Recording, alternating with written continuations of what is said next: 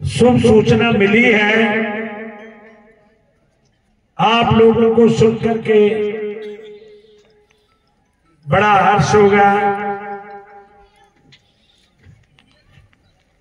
लोहारगढ़ तीर्थ में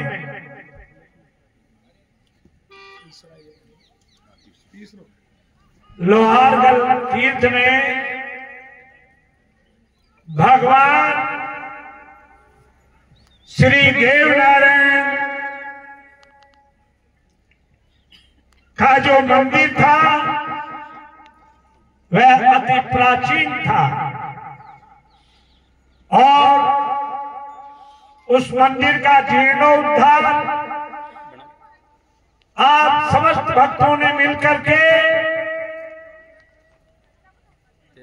श्री ईश्वरादास जी की कृपा से और भगत जी के माध्यम से, भगत जी के अथक प्रयास से और हमारे याज्ञिक सम्राट श्री चिरंजीवी लाल जी के बताए हुए मार्ग शास्त्रोक्त विधि से वास्तु शास्त्र के अनुसार मंदिर का जीर्णोद्धार करके नव निर्मित नया मंदिर बना करके और आप सब लोगों ने तैयार कर दिया। उस मंदिर की पुनर्स्थापना जिस प्रकार अभी भोलूदास जी ने कहा कि शिव निराकार है और विष्णु भी निराकार है। महाराज युधिष्ठिर जी ने भी यह प्रश्न किया था भगवान श्री वासुदेव कृष्ण, भगवान श्री कृष्ण जी से, भगवान कृष्ण से कि प्रभु आपके अनन्य अनंत कोटि ब्रह्मांडों में आपके अनन्य स्वरूप हैं और समस्त प्राणियों के हृदय में आप निवास करते हैं, परंतु आपके अनन्य अवतारों में हम किस स्वरूप को बड़ा माने और किसको छोटा माने। तो भगवान ने एक ही बात कही कि जो दामोदर कुंड से, जो मुक्ति नारायण से 200-150 किलोमीटर दूर है, वहां गंडकी नदी बहती है, दामोदर कुंड है। उस दामोदर कुंड से जो मेरी शिला ला करके उसकी पूजा करेगा वो समस्त देवताओं की पूजा करेगा। ऐसे ही भगवान शिव का जो ज्योतिर्मय स्वरूप है इसकी हम पूजा करते हैं, वो भगवान के समस्त स्वरूपों की पूजा हो जाती है। प्रिय भक्तों, इसी प्रकार हमारे कलयुग के 5600 और 21 वर्ष बीत चुके हैं। इसमें आज से 900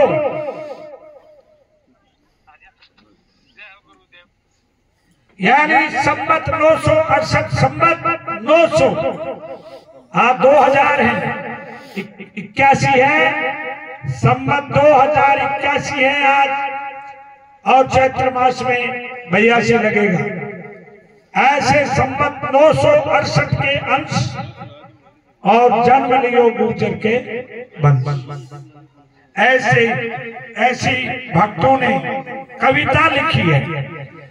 968 संवत 968 के समय में भगवान देवनारायण ने कमलोद्भव कमलयोनि ब्रह्मा की तरह, जैसे भगवान विष्णु के नाभि कमल से ब्रह्मा जी की उत्पत्ति हुई है, उसी प्रकार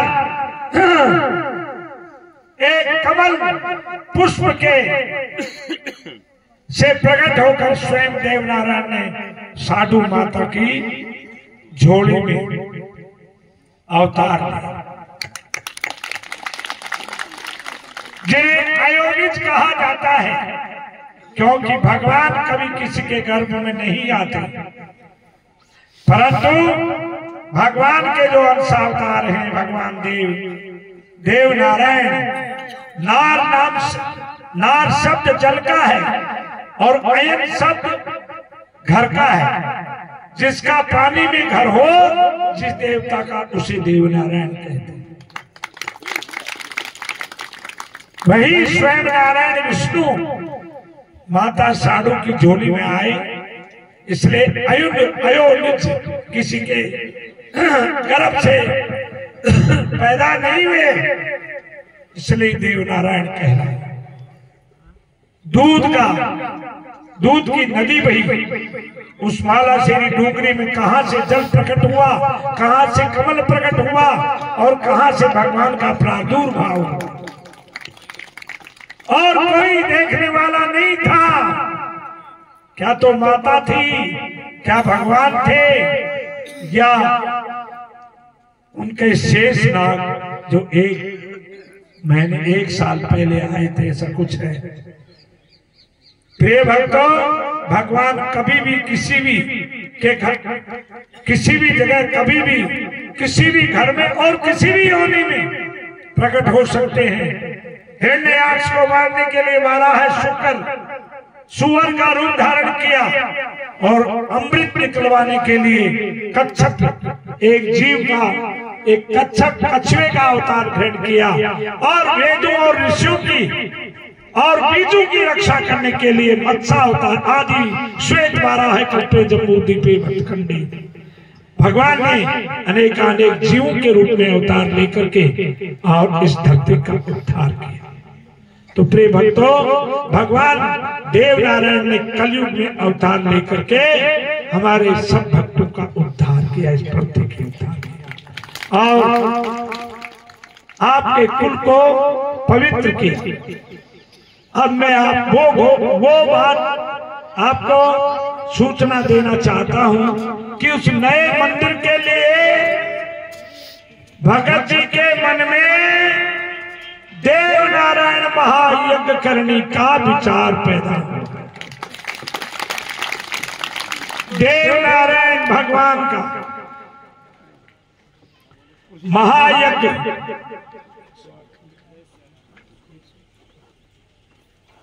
108 कुंडीय देवनारायण, भगवान देवनारायण महायज्ञ लोहारगढ़ तीरथ में, जिसका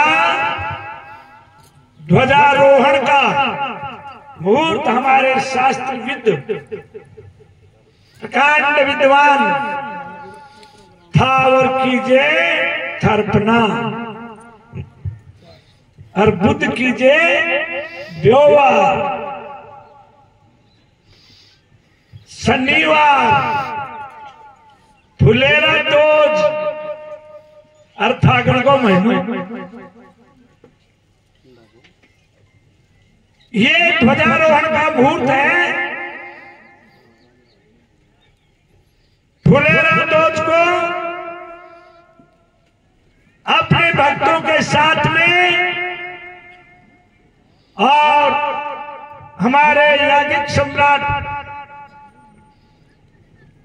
देव स्वरूप ब्राह्मणों के साथ में और यज्ञ सम्राट चिरंजीव लाल जी के साथ में आप फुलेरा दोज को शायद अभिजीत मुहूर्त में, शायद अभिजीत में शनिवार के दिन, वह 2 ही दिन बीच में थे। आज तो बाबा जी को साकार कर लो, हर तड़के कर अंदर आराम कर लो और फिर सूखे कर मेल के माने, हाँ फिर सूखे कर मेल में जाया हो, क्यों फुलेरा दोज का सवा भी चाया छे। बाद शनिवार 1 मार्च को दिन के 12 बजे भगवान देव नारायण महायज्ञ का धर्म ध्वज स्थापन करने का मुहूर्त है। आप सभी उसके अंदर आमंत्रित हैं। आबाल वृद्ध, माई भाई और भाग अपनी श्रद्धा के अनुसार है जो हमारे चिरंजीव लाल जी शास्त्री के नेतृत्व में प्रावधान इसके अंदर और भगत जी के है जो सानिध्य में आप सब लोग ये तीसरा यज्ञ देखेंगे। पहले जीवों के कल्याण के लिए 24 कोस की परिक्रमा में आग लग गई थी और उसमें लंगूर पेड़ों में लटके रह गए थे, कई सर्प जल गए थे, बहुत से जीव जल गए थे। उनकी आत्म कल्याण के लिए भगत जी ने महारुद्र यज्ञ किया और फिर गौओं के लिए 1 करोड़ 1.25 करोड़ मृत्युंजय मंत्र का जप करवा करके महाअति रुद्र यज्ञ किया। महारुद्र यज्ञ किया जीवों के कल्याण के लिए और किसी के लिए नहीं, जिसमें आप सब भक्तों का सहयोग है। और उसमें दास भी है जो कुछ तुच्छ सेवा के लिए उपस्थित था। और फिर गोवंश की वृद्धि के लिए 1.25 करोड़ गोपाल मंत्र का अष्टादशाक्षर मंत्र का जप करवा करके और फिर गो पुष्टि महायज्ञ करवाया। और अब उस यज्ञ का प्रतिफल क्या हुआ कि भगवान देव नारायण ने स्वयं है जो एक अंतरात्मा में आवाज दी, मंदिर बनाया। बीच में जो मैं बात कह रहा था वो मैं आपको याद दिलाता हूं कि जब देव नारायण धरती पर पधारे और दुष्टों का नाश करके और धर्म की स्थापना करके जब गए तो ये आदेश दिया कि नागवाड़ पहाड़ में जितने भी ईंट के रूप में जो शिलाएं निकलेंगी वो मेरा ही रूप है। हम चाहे 1000 करोड़ रुपए का मंदिर बना दें, यदि शालिग्राम नहीं होंगे तो मंदिर पूजा के योग्य नहीं रहता है। चाहे भगवान की सोने की मूर्ति बना दे। अभी राम मंदिर में एक शालिग्राम शिला से भगवान का श्री विग्रह तैयार किया है, परंतु वहां भी के शास्त्र ये भी कहता है कि भगवान के निराकार रूप के ताकी नहीं लगनी चाहिए। शास्त्र ये भी कहता है, परंतु वहां इतनी अच्छी मूर्ति है और कारीगर को भगवान ने ऐसी बुद्धि दी, कारीगर स्वयं चकित रह गया, क्या ये मूर्ति मेरे हाथ से बनी थी। भगवान जैसा बनवाते हैं वैसा बनता है, परंतु उस मंदिर में भी शालिग्राम की पूजा पहले होती है। हम 1000 करोड़ रुपया लगा दें, देव मंदिर में सोने की मूर्ति ले आए, चाहे कुछ भी करें। आपके यहाँ भोपाल जी के धातुमयी मूर्ति है, भोणा जी की धातु की मूर्ति है, और हमारे भी यहाँ मंदिरों में कई जगह नीलम की मूर्तियां है जो निकली हैं, और कई जगह सोने की मूर्तियां, कई जगह ऐसी मूर्तियां निकली हैं जिनकी कीमत नहीं है, परंतु जहां मंदिरों में शालिग्राम नहीं होते हैं तो वहां पूजा मान्य नहीं होती है। ऐसे ही देव नारायण के हजारों मंदिरों में चाहे हम मूर्ति कितनी भी साधु माता की लगा दें, सवाई भोज की भोणा जी की लगा दें, परंतु यदि ईंट नहीं है तो भगवान को पूजा मान्य नहीं है। प्रिय भक्तों, मैं एक आपको आश्चर्य की बात बताता हूं। ये भगत है ना, इसको कोई भगवान की कृपा से आशीर्वाद प्राप्त हुआ, भले ही मेरे को ये गुरु भाव मानते हैं और पूर्णतया शिष्य भाव है इनके मन में, परंतु लोगों को डर है, डर रहता है बाबा जी ईंट जड़े दरी जाए मानो ओजू को न उठाई जाए। परंतु देव नारायण की कौन सी कृपा हुई, इन्होंने पुराने मंदिर से ईंटों को झूले में लेकर के और बाहर ले आए और भगवान ने इन पर ऐसी छत्र छाया बनाई, कोई तकलीफ नहीं हुई और मंदिर पूरा हो गया।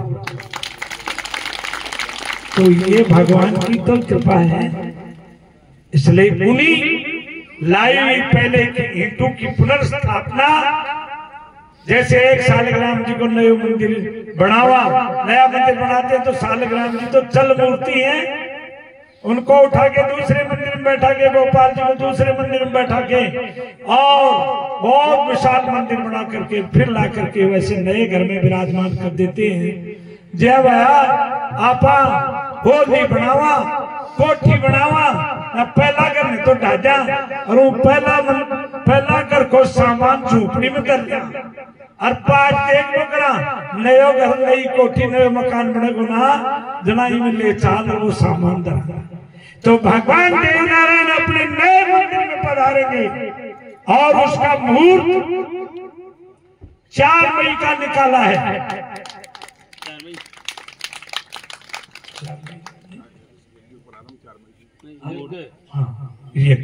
इस यज्ञ का प्रारंभ 4 मई का है।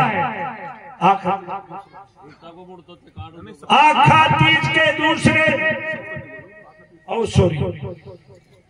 4 मई बैसाख सुदी साते तीतवा। आजकल मोबाइल से छोड़ो, गाड़ी फीड करेगी मेरी बात। सप्तमी तिथि भगवान सूर्य नारायण की है और रविवार है। उस रोज है जो यज्ञ प्रारंभ होगा और भगवान की स्थापना होगी। जो भगवान देव नारायण के नए मंदिर में पधारेंगे उसके उपलक्ष्य में भगवान को विराजमान करके और वो यज्ञ होगा। इसलिए प्रिय भक्तों, ये यज्ञ भगवान देव भगत जी नहीं करवा रहे हैं, आपसे ये यज्ञ देव नारायण भगवान करा रहे हैं। और आप इस यज्ञ के होता होंगे, आप इस यज्ञ के करने वाले होंगे। चिरंजीव लाल जी शास्त्री हमारे निर्देशक होंगे और भगत जी हमारे माध्यम होंगे और ये संतों का दास तो खाली देखने के लिए आएगा, देखता रहेगा। भाई दर्शन करने वाले यात्री आते हैं, ऐसे देखते है जो दर्शन करने का मुझे भी सौभाग्य मिलेगा। इन्हीं शब्दों के साथ आप सावधान हो जाए और कमर कस लो। यो तो हर साल कराना पड़ा। आपने देव नारायण भगवान ने नया मंदिर में बैठा यज्ञ करवा के लिए कमर कस लो। 800 गायों को पालन पोषण भगत जी के माध्यम से आप लोग कर रहे हो। ऐसे ही मंदिर बनाने वाले भी आप ही हो और गायों का पालन पोषण करने वाले भी आप ही हो। आपके हृदय में भगवान विराजते हैं, वो भगवान आपको सामर्थ्य दे और ये देव नारायण महायज्ञ पूरा हो। इन्हीं शब्दों के साथ मैं अपनी वाणी को विराम दूंगा।